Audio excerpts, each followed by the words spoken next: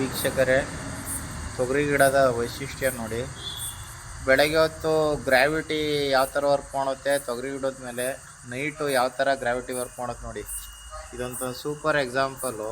ರಾತ್ರಿ ಆಗ್ತಿದ್ದಂಗೆ ಇದು ಹೆಚ್ಚು ಕಮ್ಮಿ ಇವಾಗ ಸಾಮಾನ್ಯಕ್ಕೆ 7 ಗಂಟೆ ಮೇಲೆ, ಅದು 7:30 8 ಗಂಟೆ ಇರ್ಬೋದು ಟೈಮಿಂಗ್ಸು. ನೋಡ್ಕೊಳ್ಳಿ, ಎಲ್ಲ ಆಕಾಶದ ಕಡೆಗೆ ಎಲೆಗಳು ಮಖ ಮಾಡಿದಾವೆ ನೋಡಿ.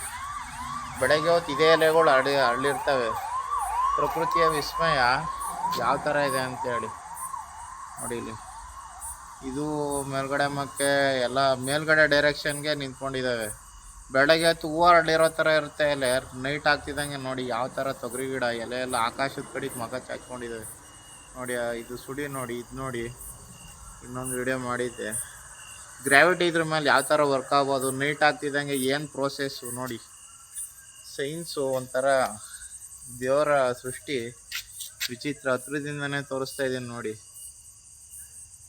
ಈ ಥರ ವಿಸ್ಮಯ. ನಮ್ಮ ಮನೆ ಪಕ್ಕದೇ ತೊಗರಿ ಗಿಡ ಹಾಕೊಂಡಿದ್ದು ನಾನೆಂದೂ ನೋಡಿರಲಿಲ್ಲ. ಈಗ ನೋಡಿದ್ರೆ ಒಂಥರ ವಿಶೇಷವಾಗಿದೆ.